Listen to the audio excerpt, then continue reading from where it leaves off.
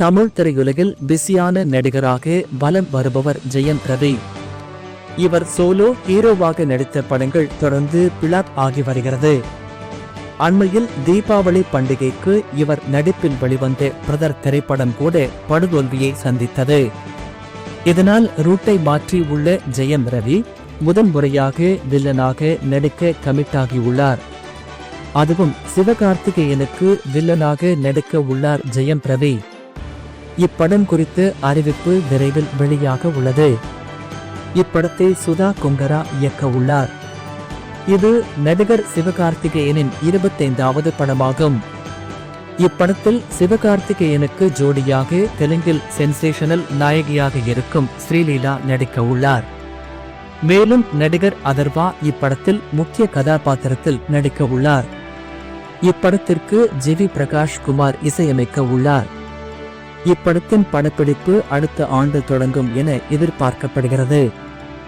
SK 25 படத்தில் வில்லனாக நடிக்க நடிகர் ஜெயம் ரவி வாங்கியுள்ள சம்பளம் பற்றி தகவல் வெளியாகியுள்ளது.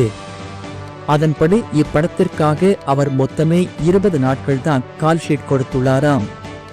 அந்த 20 நாட்களுக்கே அவர் 16 கோடி சம்பளமாக வாங்கியுள்ளதாக கூறப்படுகிறது. அவர் ஹீரோவாக நடிக்கவும் இதே தொகையை தான் வாங்கி வருகிறார். ஆனால் அவர் ஹீரோவாக நடிக்கும் படங்களுக்கு 70 முதல் 100 நாட்கள் வரை கால்ஷீட் கொடுக்க வேண்டும்.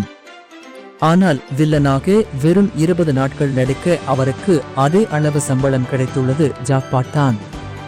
எஸ்கே 25 படம் தவிர நடிகர் ஜெயம் ரவி கைவசம் காதலிக்க நேரமில்லை, ஜீனி உள்பட அரை டஜன் படங்கள் உள்ளது.